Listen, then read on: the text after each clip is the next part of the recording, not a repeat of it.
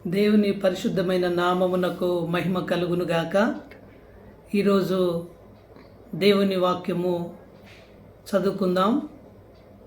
Mark సువార్త 11వ అధ్యాయము 1 నుండి 3 వచనాల వరకున్న లేఖన భాగమును మనం చదువుకొని ధ్యానం చేసుకుందాం.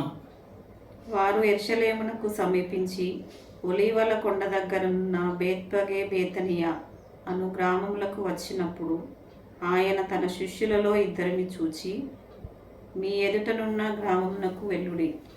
అందులో మీరు ప్రవేశించగానే కట్టబడి ఉన్న ఒక గాడిద పిల్ల కనబడును. దాని మీద ఏ మనుష్యుడును ఎప్పుడునూ కూర్చుండలేదు. దానిని విప్పి తోలుకొని రండి. ఎవడైనను మీరెందుకు ఇలాగూ చేయుచున్నారని మిమ్మును అడిగిన ఎడల అది ప్రభువునకు కావలసినదని చెప్పుడి.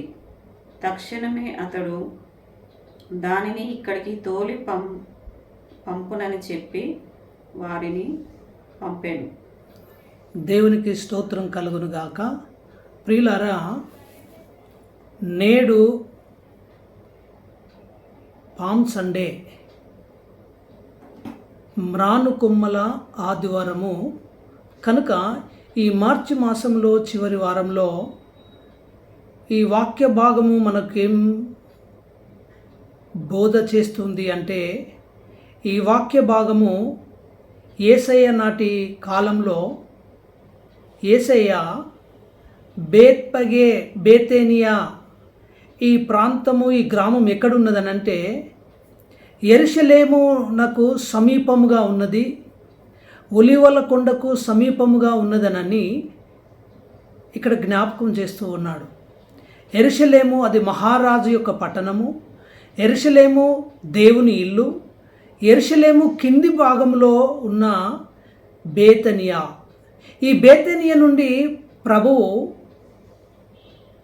గాడిద మీద ప్రయాణం చేసి యెరూషలేము అనే దేవుని పట్టణము, ఆ దేవుని పట్టణమునకు నిన్ను నన్ను మనల్ని అందరినీ ఆ పరలోక రాజ్యానికి వారసులుగా చేయటానికి ఆయన చేసినటువంటి ఈ గొప్ప కార్యం. ఆయన ఆ ప్రాంతమునకు రాగానే అక్కడున్న 2 శిష్యులను చెప్పాడు, ఎదురుగా ఉన్నటువంటి గ్రామంలోనికి వెళ్ళండి, వెళ్ళి అక్కడ కట్టబడి ఉన్న గాడిద పిల్ల అని చెప్పాడు. ఎవరికి చెప్పాడు అని అంటే, ప్రియులారా, ఆయన దగ్గర శిష్యరికం పొందుతున్నటువంటి శిష్యులకు ఈ మాట చెప్పాడు. చెప్పినటువంటి మాట వారు నిరాకరించకుండా, ప్రభువు ఉన్న ప్రాంతం వేరు, వెళ్ళమన్న ప్రాంతం వేరు, ఆ ప్రాంతమునకు వెళితే అక్కడ ఉంటుందో లేదో అన్నటువంటి అనుమానము శిష్యులకు రాలేదు. నిన్ను నన్ను మనల్ని అభిషేకించాడు, విశ్వాసిగా అభిషేకించాడు, దైవ సేవకుడిగా అభిషేకించాడు. విశ్వాసం ఆయన మీద ఉంచడానికి ఆయన ఈ యొక్క మాటలు మనల్ని ప్రోత్సహించే మాటలుగా ఉన్నాయి. అక్కడికి వెళితే ఆటంకపరుస్తారో ఏమో, అక్కడ వెళ్ళేసరికి ఉంటాయో ఉండయో అనే అనుమానం లేకుండా పంపబడిన శిష్యులు ఆయన మాట విశ్వసించి అక్కడికి వెళ్ళారు. మనం కూడా ఈ లోకంలో ఎన్నో అనుమానాలకు గురవుతుంటాం, కానీ దేవుని మాటల మీద లక్ష్యం ఉంచం. వారు వెళ్ళారు.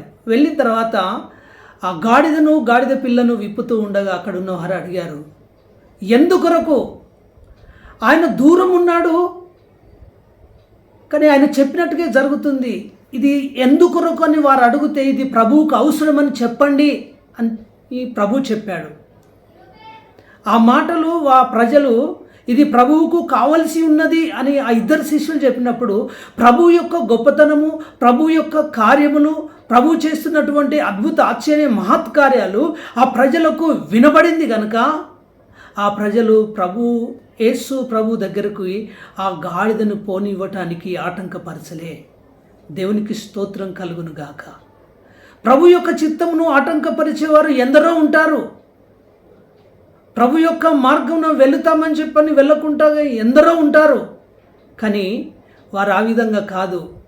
పంపబడిన వారు వెళ్ళారు అనుమానం లేకుండా. అక్కడ విప్పుతుండగా వారు ఏం చేశారు, ఎందుకొరకు విప్పుతున్నారు అని అంటే ప్రభు చెప్పినట్టుగానే వారు అక్కడ ప్రశ్నించబడ్డారు.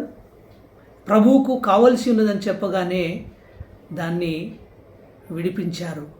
ప్రియులారా, ఇక్కడ నేను జ్ఞాపకం చేస్తున్న గాడిద పిల్ల కట్టబడి ఉన్నది. ఈ గాడిద కట్టబడి ఉన్నదని అంటే పరిస్థితుల చేత, గాడిద సమస్యల చేత కట్టబడి ఉన్నదా, అలసిపోయి కట్టబడి ఉన్నదా, దానికి విడుదల సమయము కాలేదా, అనారోగ్యంతో కట్టబడి ఉన్నదా, దేని విషయంలో కట్టబడి ఉన్నది? చిన్నప్పటి విషయాలలో, చిన్నప్పుడు సండే స్కూల్లో చిన్నపిల్లలకు నేర్పేవారుగా ఏ విధంగా ఉన్నారంటే, గాడిదనయ్యా గాడిదను యేసు స్వామి స్వారీ చేసే గాడిదనయ్యా అంటే యేసయ్య చెప్పిన పని చెప్పినట్టుగా చేయటానికి నీవు ఒక గాడిద పిల్లగా నువ్వు మార్చబడి యేసయ్యను మోసుకొని వెళ్ళి గాడిదగా నువ్వు ఉండాలని. ఆ యేసయ్య కూడా గాడిద పిల్ల అని అంటే ఎందుకు అక్కడికి రానటువంటి గాడిద పిల్ల, గాడిద పిల్ల, బరువులు మోసే గాడిద పిల్ల అంటే నువ్వు నేను ఏ విధంగా తీసుకోవాలంటే, పాప భారములతో ఉన్న మనము, ఈ పాప భారము మోయలేనంత భారము, మనం పుట్టిన నాటి నుండి నేటి వరకు ఉన్నటువంటి భారమును ప్రభు తానే వేసుకున్నాడు.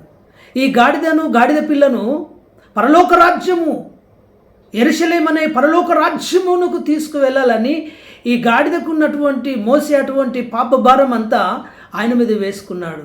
మన పాప భారం అంతా కూడా ఆయన మీద వేసుకొని ఆయన పరలోకంలోనికి నిన్ను నన్ను తీసుకువెళ్ళటానికి ఇష్టపడ్డాడు. అందుకే అక్కడ ఉన్నటువంటి శాస్త్రులు, పరిసయ్యులు అందరూ కూడా ఎందుకు ఇక్కడ చిన్నపిల్లలందరూ జేము హోసన్న జేమనని పాడుతున్నారు అని అంటే అక్కడ వారికి కలిగే అటువంటి సంతోషం. అందుకే బాలుర యొక్కయు చంటి పిల్లల యొక్కయు మూలమున స్తుతుల మూలముగా దుర్గమును పాలించేవాడు అని కీర్తన భాగంలో రాయబడి ఉంది. అంటే అందుకే ఆయన అన్నాడు, ఈ చిన్నపిల్లల వంటిదే పరలోక రాజ్యమనని. అక్కడ చిన్నపిల్లలు కూడా యేసయ్యను స్తుతించేవారుగా ఉన్నారు. గోల చేసినట్టుగా అనిపించింది శాస్త్రులకు, పరిశీలకులకు. వీరిని ఊరుకోమని చెప్పమని అంటే అక్కడ ప్రభు చెప్పాడు, నేను జ్ఞాపకం చేస్తున్నా, మీరు మౌనంగా ఉంటే ఈ రాళ్ళు కేకలేస్తాయని చెప్పాడు. పాప భారములు మన యొక్క భారమంతా ఆయన మీద వేసుకున్నాడు, మనకు విడుదల కలిగింది. కనుక ప్రియులారా, నేను చెప్తున్నటువంటి పరిస్థితి ఏంటంటే, నువ్వు ఏ పాపం చేత కట్టబడ్డావు, ఏ శాపం చేత కట్టబడ్డావు, కట్టబడినటువంటి పరిస్థితుల్లో నుండి, పాప శాపముల్లో నుండి నిన్ను నన్ను విడుదల చేయటానికే ఈ యొక్క గాడిద పిల్ల ఉపమానమును నీ ఎదుట నా ఎదుట పెట్టాడు. కనుక ఆయన లోతట్టు ప్రాంతమైనటువంటి బేతేనియా ప్రాంతం నుండి ఆయన ఏ విధంగా యెరూషలేము వైపు వెళ్ళాడో, నీవు కూడా నేను కూడా జీరో నుండి నువ్వు ఒక మెట్టు ఎక్కడానికి నెంబర్ 1, నెంబర్ 2, నెంబర్ 3 ఆత్మీయ విషయాలలో విశ్వాసంలో ఒక మెట్టు పైకి ఎక్కటానికి ఇది సాదృశ్యముగా ఉన్నదనని నేను జ్ఞాపకం చేస్తున్నాను. కనుక యేసయ్య ఏ విధంగా ఇదివరకు కూడా ఎవరు కూడా ఆ యొక్క గాడిద మీద ఏ మనుషుడు కూడా ఎక్కలేదట. యేసయ్య యూదులకు రాజు, రాజులకు రాజు, రానయ్యున్న రాజు, మహారాజు. ఆ రాజు గాడిద పిల్ల మీద ఎక్కాడు సిగ్గుపడకుండా. ఆ గాడిద పిల్ల ఈ రెండు కలిసి ఆయనను స్తుతించుకుంటూ గాడిద మీద ఎక్కాడు. పక్క నుండి గాడిద పిల్ల కూడా వచ్చింది. నీవు దేవుని మందిరానికి వస్తే నీ పిల్లలు కూడా దేవుని మందిరానికి రావాలి. నీవు యేసయ్యను వెంబడిస్తే నీ పిల్లలు కూడా యేసయ్యను వెంబడించాలి. యేసయ్యను వెంబడిస్తే నీకు పరలోక దీవెన, పరలోక ఆశీర్వాదము కలుగుతుందని నేను జ్ఞాపకం చేస్తున్నాను. అంత మాత్రమే కాదు, బేతేనియా అంటే తగ్గింపు నేర్చుకునేటువంటి స్వభావము.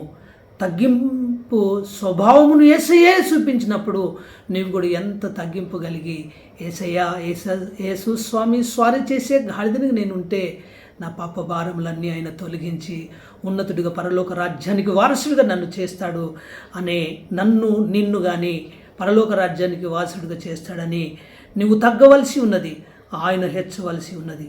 నీ విధేయత నీ పాప భారం అంతా ఆయన మీద మోపితే ఆయన నిన్ను పరలోక రాజ్యానికి వారసుగా చేస్తాడు, హక్కుదారుడిగా చేస్తాడననే ఈ వాక్య భాగమును బట్టి నేను నీకు జ్ఞాపకం చేస్తూ ఈ మాటలు ముగిస్తున్న. దేవుడి మాటలు దీవించునుగాక. ఆమేన్.